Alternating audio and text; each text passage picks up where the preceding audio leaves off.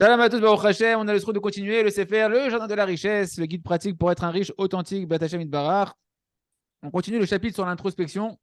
Donc, quel sujet s'introspecter, comment s'introspecter, sur quelles sont les pistes qui peuvent endommager la parnassa et en les réparant dans notre teshuva, réouvrir les portes de la parnassa. Celui qui va maintenant faire des brèches dans les barrières de Chachamim. Vous savez que les Chachamim sont venus mettre des barrières dans la halakha pour ne pas transgresser la Torah écrite. Bien évidemment, leur barrière, c'est une mitzvah de la Torah de les écouter. Kadosh Baruch Hu nous a ordonné d'écouter les Chachamim. Et maintenant, c'est marqué Ushmartem et Mishmarti dans la Torah, dans Sefer Vayikra, chapitre 18. Vous garderez ma garde. D'accord.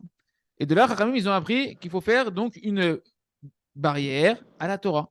D'accord. La mise en garde numéro 1, c'est la Torah.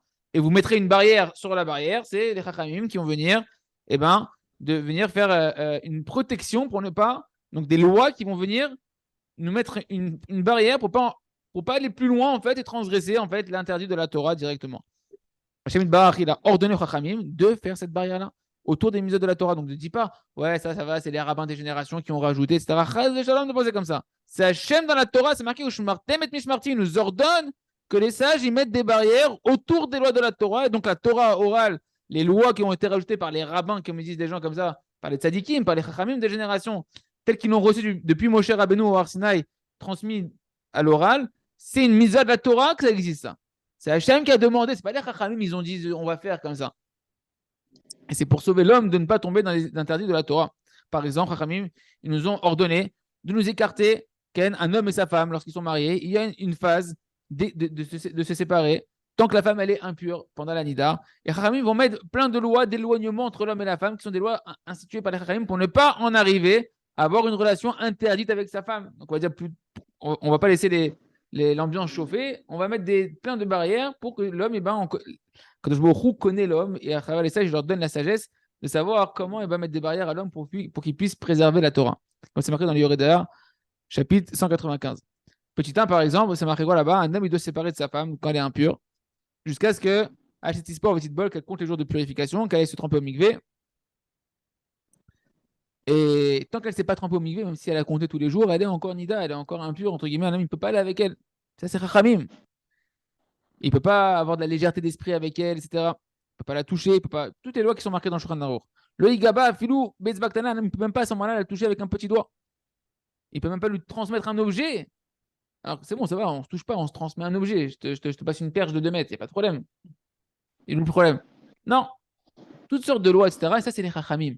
C'est les Chachamim qui ont mis. Par exemple, Shabbat, Chachamim, il y a plusieurs choses que Chachamim ils ont instituées comme barrière pour préserver le Shabbat. Pour qu'un homme ne transgresse pas le Shabbat de la Torah.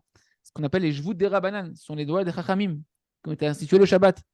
Et celui maintenant, et ce qui est important pour nous, ce sont que des exemples qu'on a vus ici, celui qui va faire une brèche dans les barrières de nos Chachamim, de nos sages qui ont été mises, instituées par les Chachamim et qui sont dans la halakha, alors sa punition, c'est qu'il rentre dans la pauvreté que nous imposons. Donc c'est un des sujets sur lesquels il faut s'introspecter, c'est est-ce que j'ai pas une légèreté par rapport aux lois de Chachamim en disant c'est bon, c'est que les Chachamim, etc. Ça va. On n'a pas tourné ça la Torah, hein, ça va, hein, c'est ce que les paroles de ça. Sache que ça entache la parnassa. Il faut faire tes choix sur ça pour ramener le canal de la parnassa, le reconnecter, le déboucher et en profiter. Dernier élément de piste, celui qui touche à la sorcellerie ou qui touche à toutes sortes de choses qui veulent lier à la sorcellerie. Il y a des gens, ils aiment bien aller voir c'est pas des sorciers, chanteurs et tout, mais voir des gens qui voient l'astrologie, etc., ou qui utilisent des noms de l'impureté. Tout ce genre de choses-là, ça amène la pauvreté. D'accord. Deuxième chose, par exemple, on voit il y a des rabbinim qui ne sont pas dignes de faire ça et qui s'occupent de toucher des noms saints d'Akadosh Baruch Hu, etc.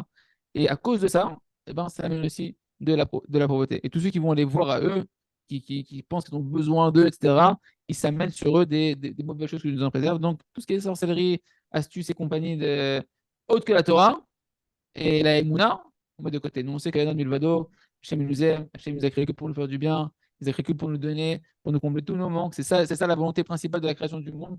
Donc, parlez à Hachem, souriez, dites merci à Hachem et mettez les sorciers et sorcières de côté. Razak, Benit Razek.